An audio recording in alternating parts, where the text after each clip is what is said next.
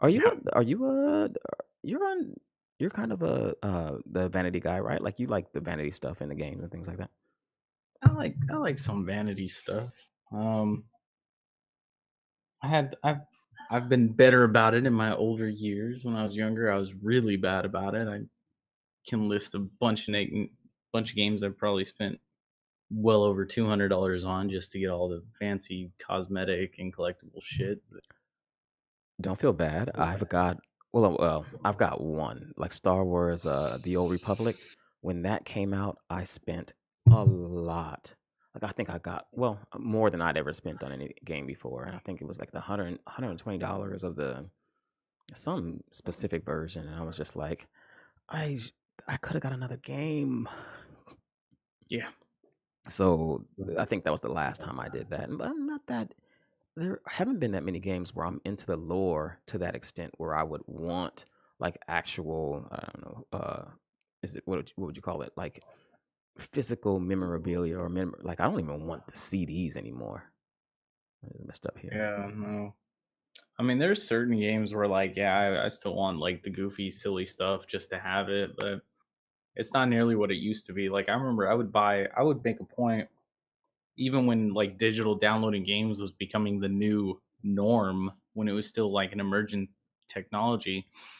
I would still go and buy the disc copy Mm, collector's editions of like EverQuest 2 just to get the like new area map that I could hang up in my room, or like the little challenge coin that you could get with the expansion pack. Like I thought those things were cool. But now like I don't really care much about the memorabilia that comes within the game itself, because you can just go onto Amazon or eBay and buy all the stuff that people don't want for dirt cheap anyway. true. The funny thing about that is it's a weird thing because I don't know, it's all ones and zeros. When my WoW account got hacked, I remember being so upset, and I was like, "Why am I so upset? It's not even real stuff. It's just digital. It's all just ones and zero being sent to me over the ones and zeros being sent to me over the internet." And I was like, "I shouldn't be so upset about this." But when you put in that time, and that's what really I came to the realization: it's not the stuff, it's the time I took to get it. It's the effort I put in to get it, and, the fact that it was all gone and that time and effort was just in vain now, even though it's somewhat in vain in the first place. But, like, you get so attached to the digital stuff and you start, like, not paying any attention to the actual physical things that you have because I guess they don't have the same value as the digital stuff in game.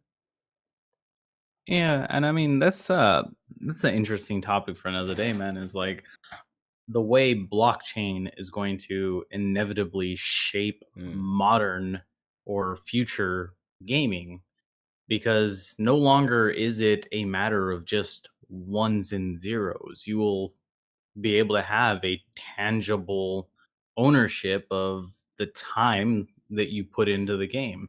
And that tangible ownership can be transferred, traded, whatever the case you want to, whatever term you would like to use, will be able to tangibly be traded to somebody else. So it's no longer this just like series of ones and zeros, and that's all it is.